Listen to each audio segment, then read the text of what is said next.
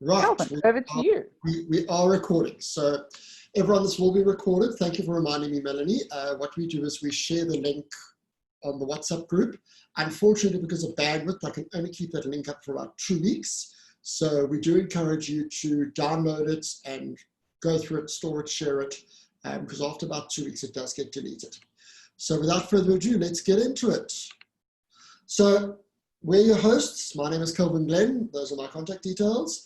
As Melanie says, we have been around the block. I currently serve on 2 boards and have served on international, multinationals, as well as locals, charities and corporates. So I'm speaking from that side of the fence as well as this side of the fence of working with boards. So as Melanie said, we're not experts, but we brought our collective thoughts together, done a bit of research, and we hope that we're going to be able to give you some tips and guide you through to enhance your board's performance. Definitely. Like Kelvin, I sit on a number of boards myself and advise to a couple of others. And it's never a dull moment. There's always something interesting going on. So I think let's get this ball rolling. Right. So our agenda for today, within the next hour or 55 minutes, what is the role of the board of directors?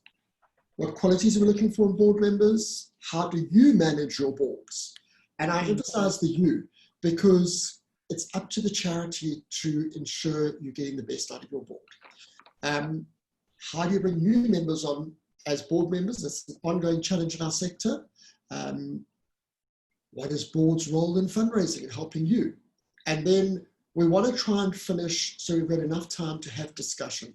So please, there's no right and wrong answers. We really, really encourage that we as a community, we as a tribe, have robust debates and discussion, because by having those discussions, we can help each other. And as Melanie said, we're not the experts, we're merely the facilitators.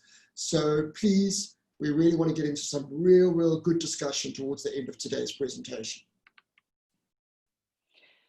Right, so what is the role of the board?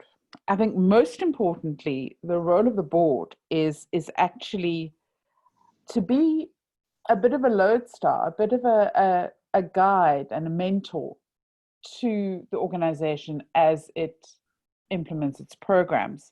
But on a very practical level, some of the things that boards do is hire and set compensation for and manage the CEO or executive director. And there, because of their input into finances generally, they will also have some say in remuneration generally, but probably not as directly as they would have with the ED.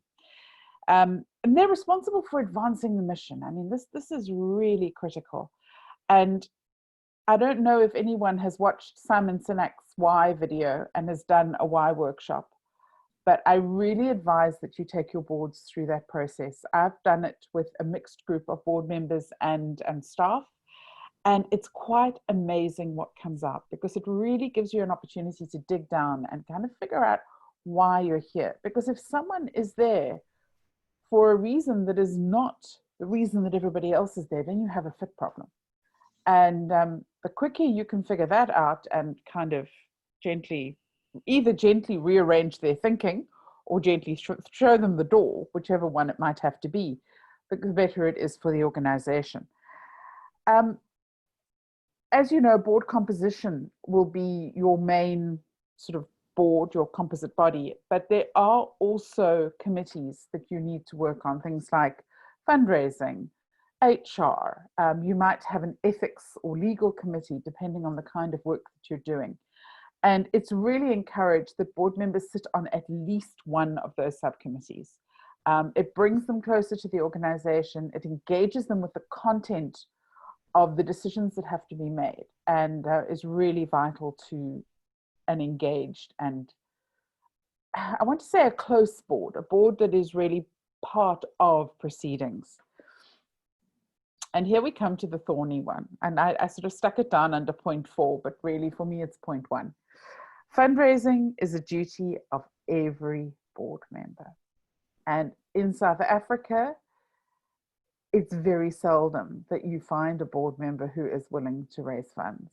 If you're very lucky, they might open a door or two for you, But generally, this is an education process. And one of the most important educations or learnings, that's maybe the better word, for a board member is that, yes, they are actually there to help with fundraising, as is everyone else in the organization. So they are certainly not exempt. And board members also need to plan for their successes. You know, you can't have a vacuum in leadership. And we need to be cognizant of that. There should be succession planning for everyone on the management team, but more so also on that board to ensure that your guiding star stays strong and bright. Calvin? Right, thank you for that, Mel. So we split this. Okay, somebody is not muted. Guys, please can we ask you to mute because it is distracting for the rest of the audience and the recording. So we split this one up into two segments. Board members have a legal and fiduciary responsibility. So too often we hear about board members signing up as volunteers, and then when something goes south, they go, but how can you hold me accountable? Board members are board members are board members are board members.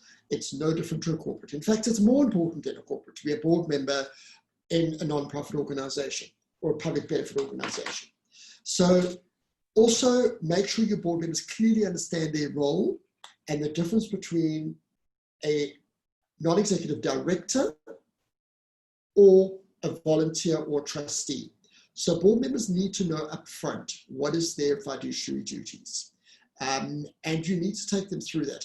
And just a case study, I've been in the experience where we had a very difficult situation, and because I messed up as the CEO in one of my previous lives, and I didn't physically get a board member to sign a document that said they acknowledge and understand their legal and fiduciary duties. When there was an issue, they turned around and said, but where did I sign and where did you educate me? So please cover your own selves and make sure that every board member, when they're on board and when they're being onboarded, sign a document that they understand their role and their fiduciary responsibility. Governance is an important part of the board member's duties. I encourage all of you to go and do research on King 4 and King 5. King 5 was the first time in the history of South Africa where NPOs were recognized and quoted. And it has been said that it doesn't matter if it's a corporate or a not-profit organization, board members have a responsibility. And just because they're not being remunerated and they volunteer, it doesn't absolve them of that responsibility. So governance is really important, and boards need to drive the governance agenda. And if they're not, you as management need to drive that agenda. Board development is an ongoing process for your board members, and it needs to be on the agenda of every single board member. How are you developing your board? Are they being educated in your line of work? Do they understand the work that you're doing? Do they understand your organization? Do they understand and lobby for the work that you're doing? And that's up to management to educate. Board is not there to open and shut the doors and make the tea and coffee. They are there to be strategic, lead, and assist. But it's up to management to make sure that we're giving them the content and we're educating our boards and we engage with our boards. And please, an appeal to you, do not let the CEO be the gatekeeper to the board. All too often we hear about the only person that speaks to the board is the CEO or the managing director or the executive director.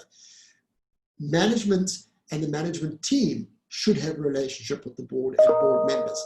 That way you make sure that there's transparency. So if there is any shenanigans going on either side, there is opportunity to have discussions. So, and also you don't want key man dependency when that CEO leaves, that no one's got a relationship with the board. Last point on this one is accurate documentation. The board need to make sure, and you need to make sure, that the board has the right documentation to protect the organization from potential legal issues. So have you got liability insurance? Have you got director's liability? Have you done risk analysis? Is the board doing risk reviews? Is the board up to date with what's happening? All those sort of things. And it needs to protect the organization from legal issues. And at the end of the day, the board need to be informed and educated about the risks, as well as if there are any legal issues, what are the risks associated with that, and how are they dealing with it? And how are you educating your board to ensure that they are upholding your policies, your procedures, your articles of association, and the brand and the reputation of the organization. Because at the end of the day, if something goes wrong, it is going to be the CEO, and in some cases, the media are going to go after the board, members of the board, or chairman of the board for asking for comment. So we have to make sure that we have a responsibility and we uphold that responsibility to work with our boards and educate them. Mel? So, what do we look for when we look for a board member? And we actually spent quite a lot of time in the preparation of this slide, just thinking about what we feel an ideal board member has. And I think the most important thing, apart from these lovely words that we've put down here, is that they have a skill that you need. And it may be legal, it may be HR, I hope it's HR, it may be fundraising. Very often my role on the boards that I sit on is as their fundraising advisor. It may be that they are particularly connected to your cause in some way. They're an expert in what you do. It may be because you have a medical slant that you need a medical director. So it really is critical that your board member brings something to the table. These days, enthusiasm is probably not enough. Enthusiasm is great and we all love it, but you need a hard skill from that board member. They need to bring something to the table. And of course, one of those things that they need to bring to the table is their ability, perhaps, to open doors to funding. And as I said earlier, that is something that boards are not very good at in South Africa. I mean, in the US, if you have not made a substantial donation to a board, you're unlikely to be invited to join it, an organization's board. So we need to educate board members about that. We need them to understand that while they themselves may not want to ask, we can help them to craft something in writing that introduces the person to the fundraiser.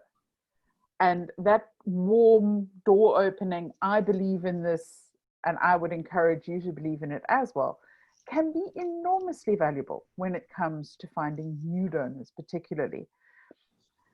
And of course, with South Africa's unique history, race is an issue, and racial composition of boards is something that needs to be reviewed.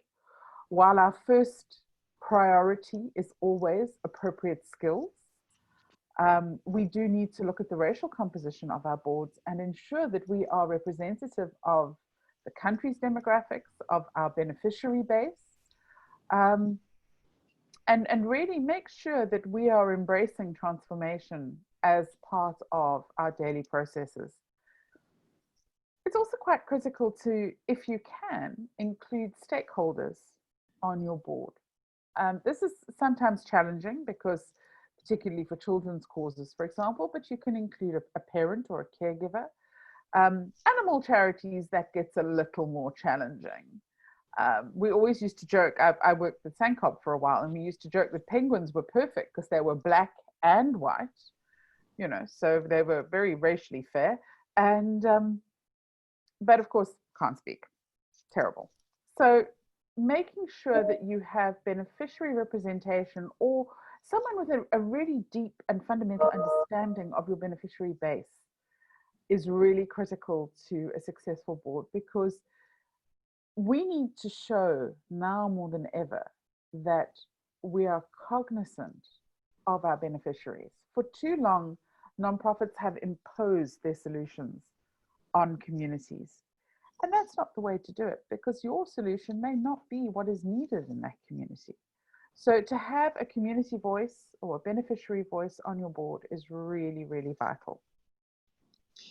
Thanks, and sorry, Calvin, before you carry Yes. on, And all of those things over there. You want Yeah. someone ethical. You want someone who's effective and accountable and engaged and transparent and supportive, who challenges you. There's nothing worse than a little group of talking heads who sit at every board meeting going, but don't make any contribution to making your organization better. And allow them to lead you and inspire your organization to greater things. Yeah. And just on that, around the qualities, ladies and gentlemen, is that you're all leaders in your own right. You've all been through strategy sessions. You've all been through team building stuff. We've all done that. But your board is also a team. And you really need to make sure that the culture of that team is right. So that when they come into those meetings, they are completely engaged. But also that we don't have what I call timeshare board members, where they put their NGO hat on for your organization 2 minutes before the meeting, and then when they walk out, they take the hat off and forget about your organization. They represent your organization every day, just like you do. But as leadership, we need to create that culture, create that sense of urgency, create that engaging environment. And if it means that you've got to have those hard discussions with board members and chairmen of boards or your champion on your board, you've got to have it. But it is important that we create the right team, which fits perfectly into the slide. What it takes to manage boards. And for my sins, I've had the privilege of serving on a number of boards. I've had the privilege of holding many senior leadership positions and MD positions and CEO positions where I've had to manage boards. And it's not an easy task. And I really plead with you, ladies and gentlemen, to please support your CEO if you're not in that role.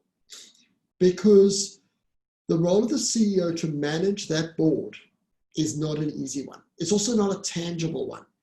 But if the board is not managed correctly, your organization is dysfunctional. And that includes regular meetings, and we'll go into that a little bit later. Keep your board informed. Do not only write, for goodness sake, a board report just because it's due and you write 15 pages to look important. Board reports are very important. But between board meetings, keep your board informed. Give them tidbits, give them teasers, give them stories to tell, thank them, chat to them. They are the ambassadors for your organization. In their day-to-day business, just as they're promoting their business and working in their business, they need to be having your NGO hat on as well. Lead them to support your campaigns.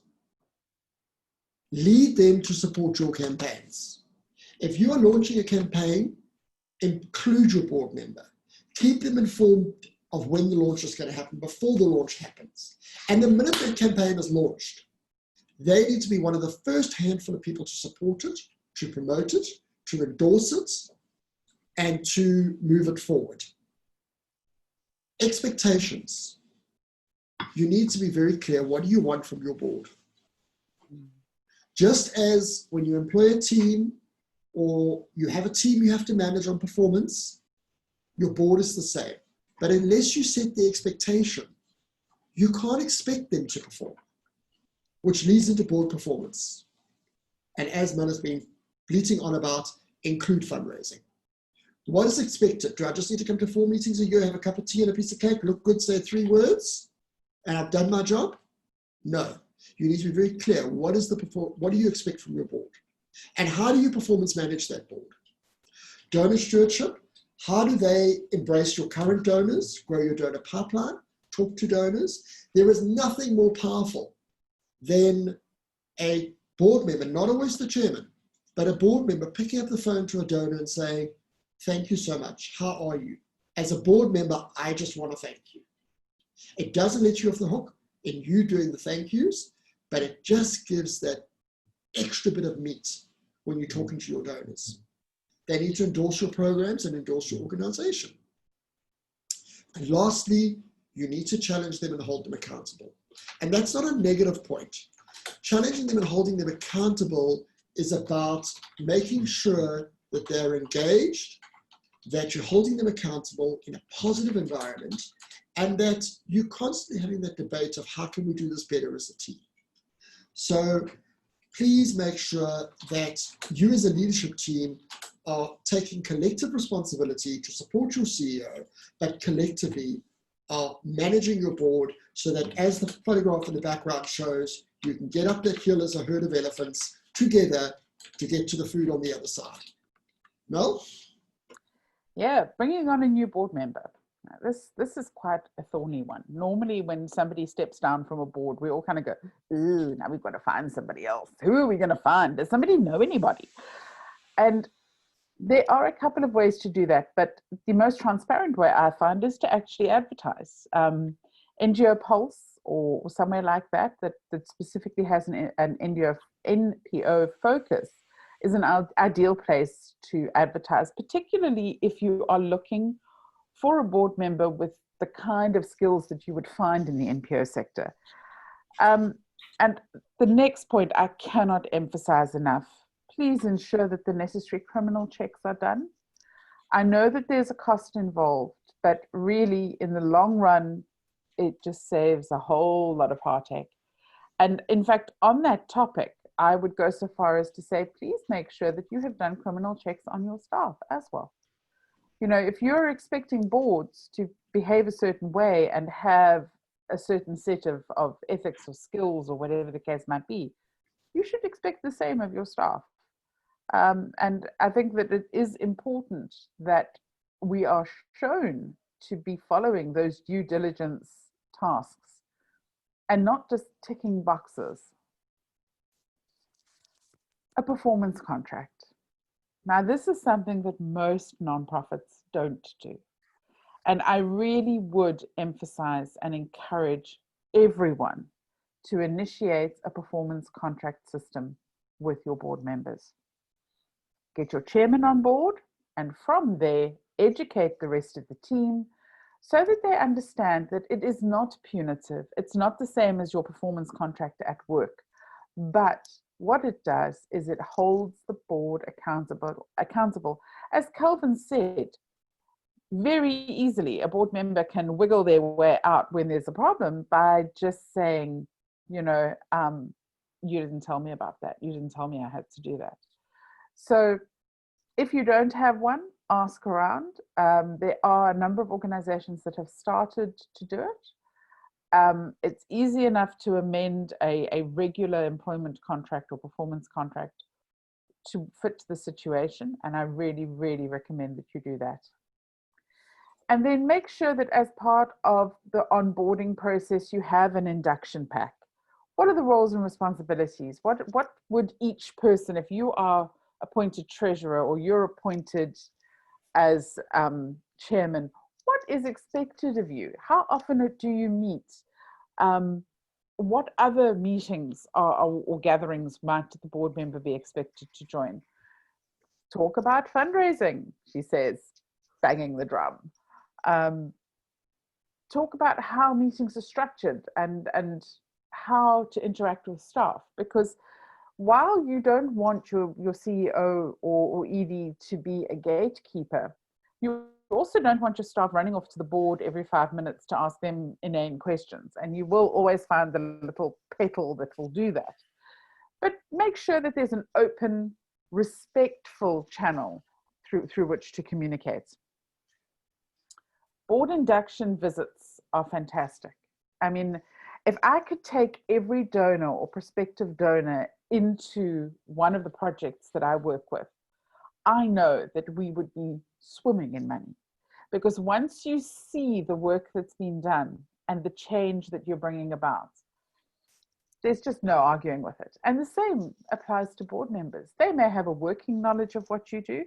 They may not at all. I mean, I joined a board 2 years ago, thinking that it was an HIV project. In the 2 years since, I've discovered that it's moved, it's morphed into an LGBTIQ project, which is not where I expected to be, not the space I expected to be in, but it is incredibly rewarding and exciting. And the journey that they took me on to get me to the point of understanding where they are today was remarkable. I'm so invested and I feel so much a part of that organization because of that process.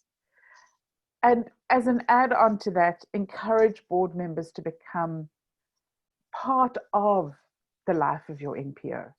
That same organization often has me speak to visiting donors or join workshops when their team, which is spread out across Africa, comes together. And they're happy because they've got a board member representing who feels as, she's committed and wants to be a part of what they do. And I, as a board member, feel welcomed and encouraged. And I'm so excited to learn the incredible things that they're doing in that space. So I can't overemphasize the importance of that. Bring your board member on. Don't have them be, what did you call them, Kelvin? A board member who just puts on their hat right before they get there? Yeah, absolutely. So they That's just terrible. arrive and they just engage for the 2 hours and just come for tea and cake, because No, that's that's awful. That's but it absolutely awful. happens. It does, more often than not, I'm afraid. But try and bring them on board. Try and get them to be embedded in NPO life. Kel? Thanks, Mel. So just to add on to that, ladies and gentlemen, is that, again, I like telling stories. I'm a storyteller. I was very blessed to have a very, very engaged board in one of the charities I worked in.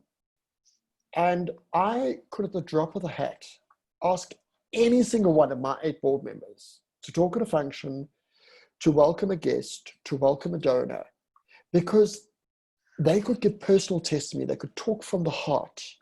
There's nothing more off-putting when you go to a cocktail party or a function or a fundraiser, and the chairman stands there and she reads from a piece of paper, and you can hear the speech has been written for her, and she actually has never set foot in the life of the beneficiary that you're trying to serve.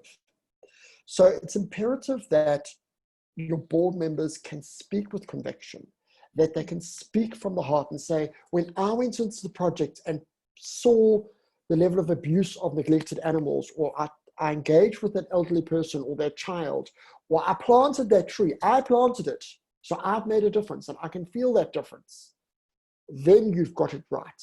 So I always say that you got your statutory board members and your statutory board meetings, absolutely. I always encourage NGOs, it doesn't always happen, and I didn't always get it right, that besides the statutory meetings you have every how often, you have other meetings that are not formal meetings. They're excursions and visits to your programs, so that the board members, and they don't have to go as a whole pack, they can go as 1 or 2 individuals, can personally give testimony and see the impact of your work. And it'll make your lives easier when the board members can support you because they understand the challenges and they have the vision and they share your vision and your mission. Right, which brings us on to the board meetings. Those dreaded things that all of us are fearful of and hate. If you're fearful of board meetings and you hate them, then we're doing something wrong. International best practice in both corporates and non-profits is a minimum of 4 board meetings a year. What we are seeing in the research we've done and in the boards I've sat on is that that's sort of moving to 6 now, because you've got to have some meetings that are very, very strategic and not the general run-of-the-mill stuff. But the minimum is 4. Yes, and Calvin, also just a note there, your constitution will very often dictate the number of board meetings that are expected in a year. So make sure that when you set these up for the year, you've consulted that as well. And please make sure that your board members have it in their diaries. And if they've got gatekeepers, those wonderful PAs that do not let you get through the front door, make sure it's in their diary. And that is a meeting that is just as important as their corporate and business meetings. All too often board members go, oh, no, I've got a budget meeting or I've got a sales pitch meeting, so I'll just not pitch at my charity board meeting. It is important that they pitch. So we put it into 4 quarters because all of us have different annual financial years. So basically Q1 is look at the year. Do the board clearly understand what is your plan and what is your budget for the year? And they need to approve that so that your leadership team knows what they're dealing with. And it's no use at that meeting arguing about the budget and arguing about the plan. That should be a sign-off, but also a discussion around the plan and the budget and the what-ifs. And this year is a typical year example. We all had wonderful plans for this year and they went out the window. but we still need to plan. Q2, the board should be doing the strategy and the budget for the following year. Now, you may challenge me and say, are you Mol in Q2 for the following year? Absolutely. Because unless you know what your fundraising budget is needed for the following year, and you've got your operational plan that underpins your budget, how can we start planning our campaigns for 2021 if by June 2020, we don't know what our plan is for 2021? So you need to push the leadership team that the board does that strat plan. And that is the time if they want to change something, if you want to move from this to that, you want to expand, you want to cut back, you want to take on new programs, you want to do something weird and wonderful. But boards need to work, and there needs to be a dedicated session just to talk about strat and budget. So these are your thematic themes. Q3, they need to be doing their mid-year review and the development plan. So Q1 is the review and what we're doing this year. Q2 is what are we doing next year and the year thereafter. Q3 is, okay, we're halfway through the year. How did we do? Are we on track? Have we achieved our development plan? If not, why not? And then a lovely one, which we've dumped in there, and it must be a standing agenda item in Q3. The board needs to do their performance review. So I would suggest you look at a 360 review, where the boards do peer reviews, leadership team reviews the board, and at that Q3 meeting, it needs to be signed off and approved and finalized that each board member has done their review, it is documented, it is in the file, and that out of that, you'll then find your gaps. So if in your review, you've got 6 board members and every single one of them came up short on fundraising, ladies and gentlemen, then you need to have a separate workshop and a discussion around how do we get them on board and why did we come up short. If all of them fail to attend meetings, that is a management issue of the board. So unless you do that peer review, you don't have evidence base to say what are our gaps and celebrate the successes. So a performance review is not just, as Melanie said, punitive, but it's also to celebrate the value of the board. What have they brought in? How have they supported you? Q4 should be the budget and finalizing the program for the following year, so that when you get to Q1, you know what your plan is and you know what your budget is. So you should have thematic themes, minimum of 4, best practice is 6. Over and above that, there should be standing items in every board agenda that should be discussed. And that is board development. How is the board developing and its transformation? Engaging minority groups, dealing with issues. How is the board developing as a team? Standing issue, team development. How is the leadership team doing? How does the board support and the organization support the development of that team? Risk management is critical. Critical. It's not even a negotiation. Risk management needs to be a standing item on every single board agenda. And then lastly, governance and oversight, which includes your financials, your HR, performance management, your program management, donor relations, all those things. So we're hoping this gives you a nice framework to develop your best practice to have the most effective boards. And ladies and gentlemen, I know it can be daunting. I mean, I had one board that I worked with, bless them, lovely, passionate, committed group of people, but didn't do change very well. And when I had to introduce something like this, it was a hell of a journey. But it's a journey. And it's not something that's going to happen in one board meeting, but it's a journey. But you need to drive that process with your leadership team and drive it as a positive for change, not a punitive of we must do. So we hope this gives you some sort of idea of how best to manage those board meetings and support your CEO so that your CEO or your ED can be effective and efficient in that board meeting. Right. Definitely. And then, of course, one last bang of the drum. I can't resist. I really want to see board members, trustees, non-executive directors, whatever you want to call them, stepping up and helping with fundraising. It really is critical. Gone are the days when you can pitch up, wear your hat for 2 hours and swan out again into the sunset. It doesn't work. So what do we want from them? They're ambassadors. They're people who tell our story. We had a fantastic board member at an organization that I worked with a few years ago who opened up his whole LinkedIn network. He sent a message out to his whole LinkedIn network of, I don't want to lie, 4,000 or 5,000 people, to say, I've just become a board member of this amazing organization and I believe in it so strongly that I want you to donate to, here's the link. And we got gifts out of it. How powerful. Somebody who doesn't work for the organization, has no vested interest, going in there, sharing his passion and helping us to raise funds was remarkable. Remarkable, sadly, because it's the only time I've ever heard of it happening. But hopefully in the future, you can come back and tell me your wonderful stories. They're door openers. You know, you've got the guy who says, oh, I couldn't possibly go to my friends and ask for money. I was like, well, then don't. Go to your friends and introduce them to me and I'll ask them for money. Because that's our job. That's what we do. And I don't know if anyone's ever come to you and said, oh, how can you do that? It's begging. There's a standard response to that I use for everything. Sure, if it was for me, if I was going to take that money, that's begging. I'm making the world a better place. What are you doing? So the next time you get asked that, you know what to say. But there are door openers. There are people who have networks. And you know, the funny thing is, we all know wealthy people. We may be related to them. I certainly am not them, but we're related to them. We're friendly with them. We work with them.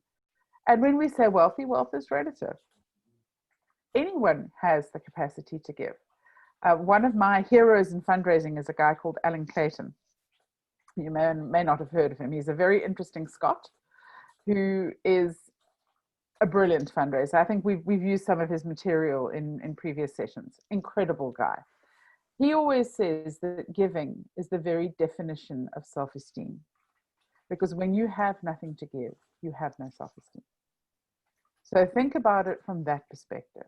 What an amazing gift we're giving our donors, and giving them the opportunity to boost their own self-esteem and make them feel good about themselves and help an amazing cause at the same time.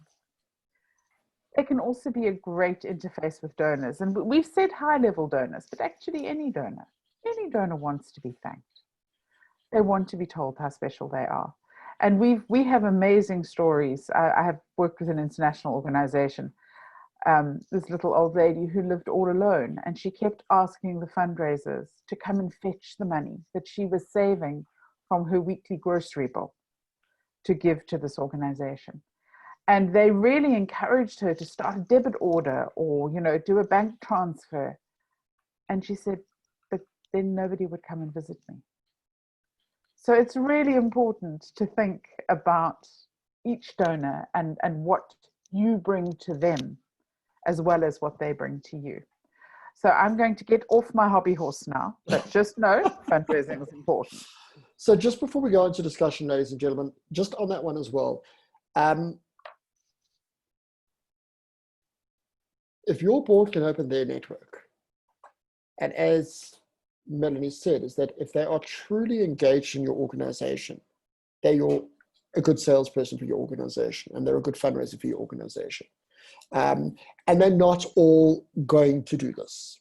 So please be honest and realistic with yourself, but work with the board members that are showing interest. And I know that it is time consuming, but engage with your board members. Encourage board members to come along and visit donors, to visit your beneficiaries, to tell stories, and push the boundaries all the time. Push them, because if you don't push them, we're at fault for not managing them, as we've said.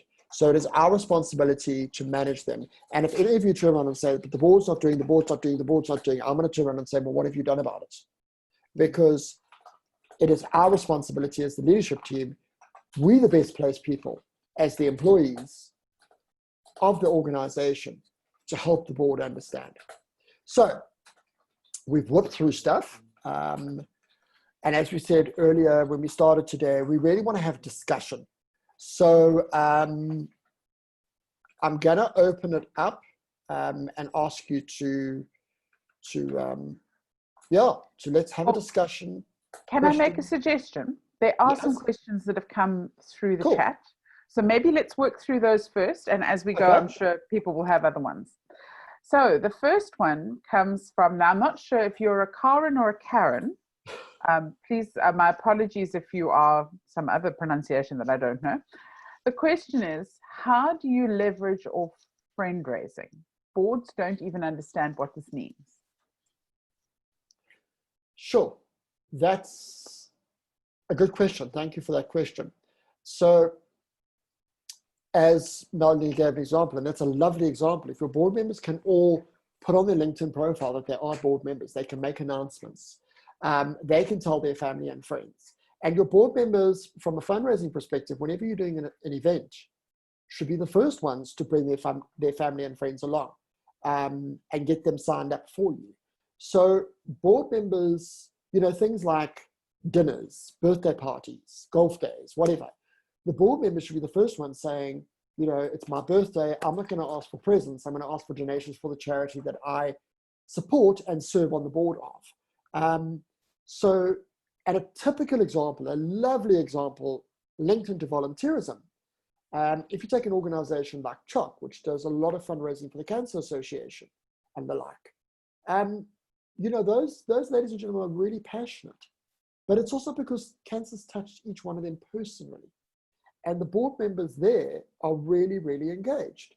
They physically get in their suits and ride the 94.7 and do crazy things. So your board members need to be empowered, and also don't be afraid to demonstrate to your board members what other charities are doing. So if another charity's done a really successful project or campaign, and their chairman of the board is the first one to put on that silly car suit and ride 94 kilometers, demonstrate that to your board members in your SWOT analysis so that they can grasp the idea. It's not to say, oh, look what our competitors are doing and we haven't done it. It's to challenge them and encourage them to take up the challenge. Mel, I don't know if you want to add to that one. I think it's an education process. It's not something that happens overnight. We don't have a culture of boards being engaged in things like fundraising and friend raising. But perhaps I always think it's worth, because again, the drum, it's worth having a standing item about fundraising on your agenda of your board meeting. And just slowly, I want to say brainwash, but I mean educate people into that understanding, and that there's friend raising and fundraising, and they're equally important. And I think, just to close on that, Mel, sorry to interrupt, but fundraising 101 is fundraising becomes fundraising. So if your board can engage with their network as they do in business, it's no different to building your Facebook friends and your LinkedIn friends. If they can engage their network and talk about your work, and that network starts following and engaging your organization, they should be able to be moved into donors, whether it's monthly giving or a pledge or a legacy or whatever. But let them start with friend raising. And it's a lovely way for them to practice fundraising, is to get their network into your organization and supporting it. Yes, definitely. So Jessica has a question. Is there a benefit or not of joining the board if I am the fundraising or strategic planning person? Or do I have more power to effect change and do my job in a non-board position? Yeah, that's an interesting one. Thank you for that. Jessica, my moral compass says it's a conflict of interest, because if you're an employee, you can't really wear both hats. It also depends on the memorandum of incorporation or the Articles of Association or your constitution. A lot of charities, the executive director or the CEO, and in some charities I've worked at, was the CEO and the CFO were mandatory that you filled a role as the executive director on the board. Other charities, the CEO is invited, which also has its dangers. I would caution and say, if your board is wanting the fundraiser on the board, there's a big red flag, there's a problem. Because number one, it's your time. And number two, how do you remain objective? And number three is no disrespect to you as the fundraiser, but you should not be sitting on the board of your own organization. What I would encourage to all of you is get involved in community-based organizations or other organizations. You should be volunteering on exactly minimum of one board somewhere else, whether it's your local CPF, your local school governing body, your local church, your local SPCA, another charity. It will give you a different view on things when you're sitting as a board member of another charity. So I encourage all of you to get onto other charities and put up your hand and volunteer. And then you'll understand what we're saying. Because until you've been there and served 3, 4, 5 years on a board, it's not an easy task either, and with all respect to board members. Yes. And I think, look, there's nothing to stop you requesting a slot in the board meeting. A couple of the boards I sit on, we have report backs from the programs person and from the fundraising person, but they don't stay for the whole board meeting. They join for that session and then they leave. So that would be another way of managing it. But I agree with Kelvin. I think serious conflict of interest there. I wouldn't go there. Mandisa made the most awesome comment here. Having been on both sides, management and board, think of it as the two sides of a coin. You can't buy with only the head or the tail. Like that. Thanks, Thank Mandisa. you, Mandy. Athel asks, do you not find that most board members, oh gosh, my whole thing just moved there. Most board members are overcommitted. They may have a heart for what you're doing, but they don't have the capacity to actively engage in the vision. I think, again, it depends on the board, and it goes back to that culture, and being very sensitive and connected to that culture. And board culture is a very different discussion, and we can have a whole meeting on that one, because unless you've got the right culture, and it can change overnight, ladies and gentlemen. You can get a new board member, and Mel put a question on it, how do you get rid of a disruptive board member? You can bring a board member in, and suddenly they are the grumpy groats that just derails everything you've done. It happens on it. And I always say, yes, first prize is getting rid of that person, but like any bad apple, you don't know what else you're getting. You may get somebody worse. So it's how you engage, how you change that culture, how you change the behavior, how you grow your board, to make sure that they're not over involved. But that goes back to the point we made of, if when they're brought onto the board, they have clear understanding. And that is a lovely point for your performance, because if they're too involved, you need to have the courage and conviction to stand up and say, guys, we really don't need you to come and tell us what color mugs we should be doing or what color we should paint the wall. I've sat in board meetings where we spent 2 hours arguing about the color of the fence. It's not a board's problem. That's management. In fact, it's not even management. That's down the line. So, and in your board performance, it's a wonderful opportunity to have that question to your board, to say, do you think you're overly involved or not involved enough? And it would be good to get a sample of that to see what they say. Yeah. And Ethel, my other question around that would be, how badly then do you need that board member? Because if they're overcommitted, what are they doing? I would rather have someone who is committed and maybe isn't as influential, but has a strong grasp of human resources. It depends on why you want them there. And to me, though, I wouldn't want someone who's overcommitted. What value can they add to my organization? Merle also has advised us to plan and set meetings for the year. I agree. Otherwise, your diaries fill up and it just gets impossible. Another question: with a hybrid board, the challenges are that the HQ international members are part of the board, which could be a conflict in terms of decision making. I think you need a CEO with certain things of steel for that kind of environment. Yeah, and also depends on the makeup of your organization. Your organizations that are member bodies, like your Red Cross, etc., etc. The memorandum of Articles of Association, they automatically have voting and get involved and get onto boards. It does become a challenge. But you can't change your article of association, but how do you work around it? How do you educate? And education is about positioning the opportunity to do things better, and to look at good governance. It also depends where you are registered. That's another challenge. If it's an international organization registered overseas and it's an international board, it has its challenges. So there's no right or wrong answer there, but it's about having those constructive conversations and asking the hard questions. And scenario plan, what happens if we did it differently? What would be the outcome or the benefit? Mm-hmm. Okay, Mo, I love this. Avoid nepotism at all costs. Once served on a board where this was prevalent and it was like being on Survivor. Yeah. Yeah, been there, done that, got the t-shirts. Yes. Yeah. So Athol has a question. Is it important to have a high-level individual, high net worth individual as a board member, as a door opener as well?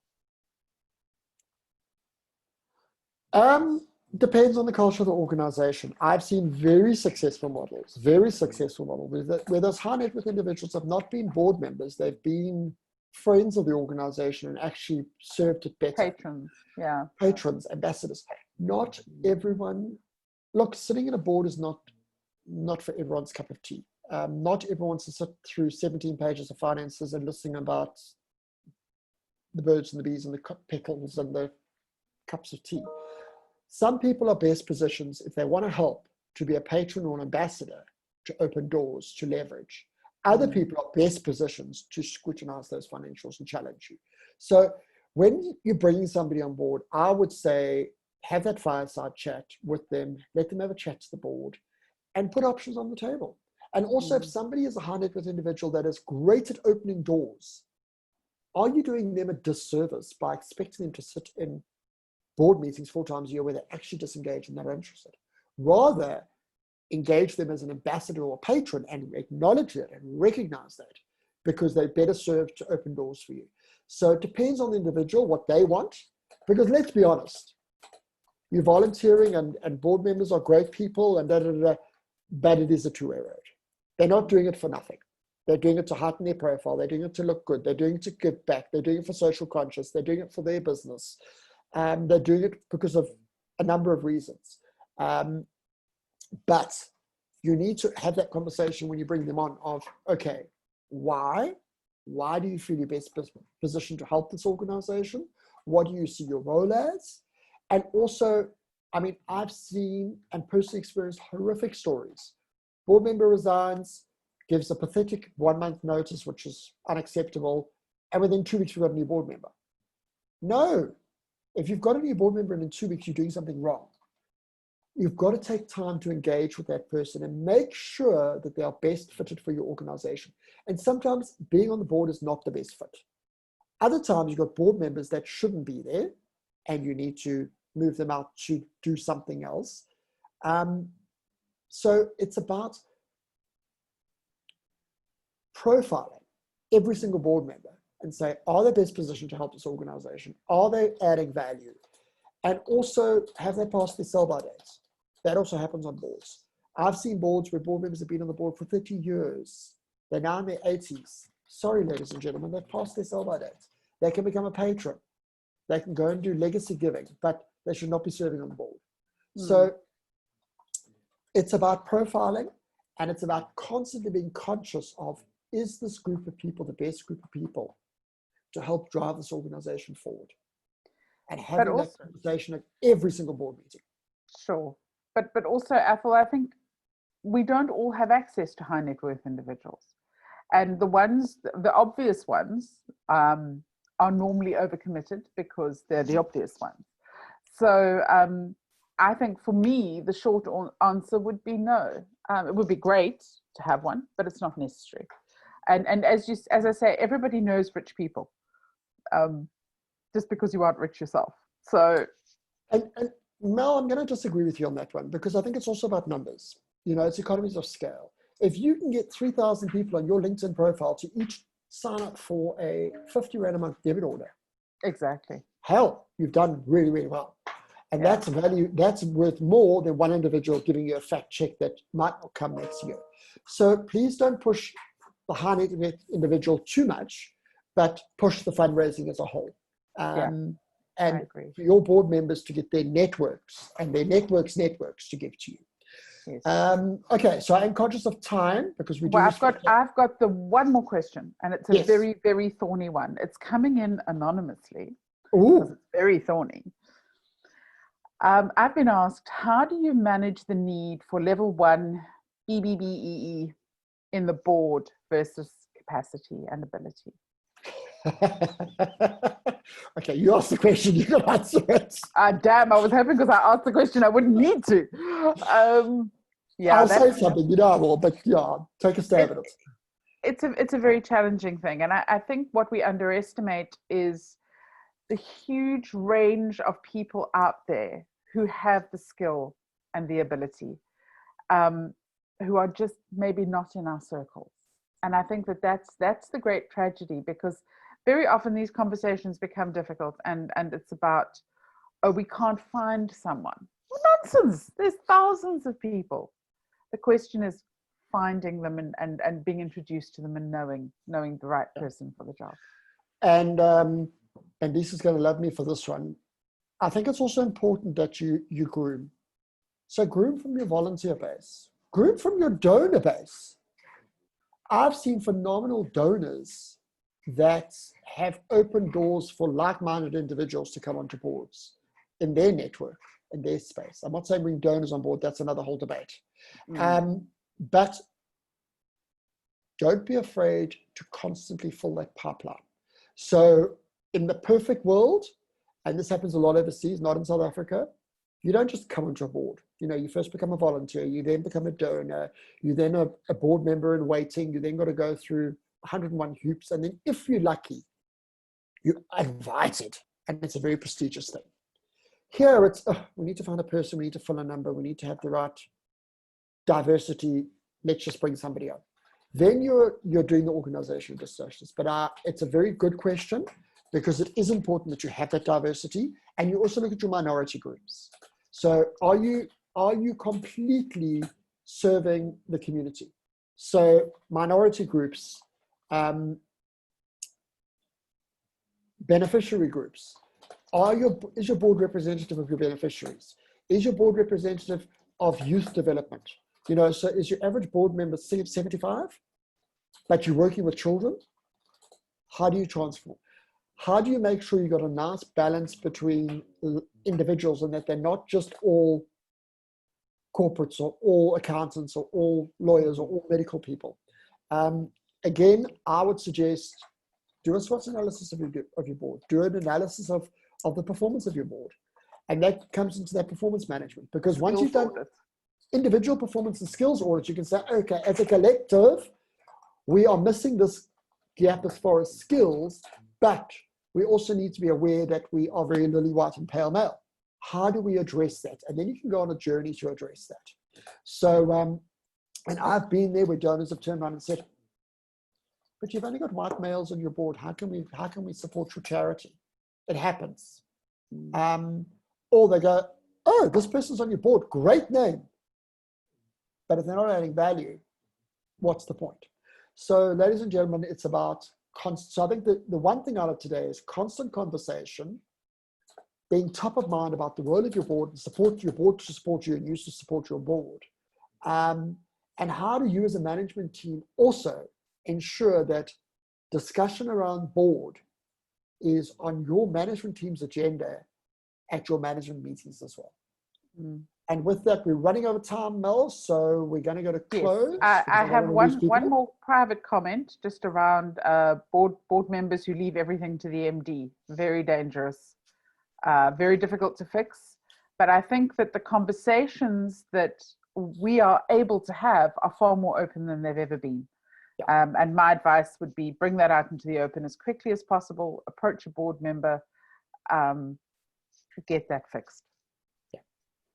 Okay, so thank you very much, ladies and gentlemen, for joining us. As we said in the beginning, this is recorded. The link will be on the WhatsApp group. The recording stays up for about 2 weeks, so please download it quickly. And as normal, if you're new to the group, we've got a WhatsApp group. Please get hold of Mel and I. We can add you. It's growing really, really nicely. Please give us suggestions of what else you would like to hear on this. We are trying to move to a state where every alternate week we have a guest speaker, and then every alternate week we host something. So if you've got ideas for suggestions for topics, or you want to come and present, please get a hold of us. We really, really welcome it. As Melanie always says, this is a tribe, we're a family. What we all put in is what we're going to get out. So with that, I'm going to hand over to Melanie to just say, from me, cheers, and talk about next week, Mel. Yes. So I have got some exciting news just while we were talking and emails come in. And Pippa Shaper, who was the founder of Home from Home and is well known in Cape Town, has offered to do our talk next week. She's going to be talking about resilience in nonprofits, which I think is something that we really need right now. So it is something to look forward to. We reached an amazing milestone last night. We have 100 members on our WhatsApp group, which I really think is something to be proud of. Our tribe is growing. Thank you all so much for your commitment in coming to these sessions and your enthusiasm and willingness to engage. I'm looking forward to chatting again next week. Stay well, stay warm. Bye, Cheers, everyone. everyone. Stay safe. See you next week. Same time, same place. Bye.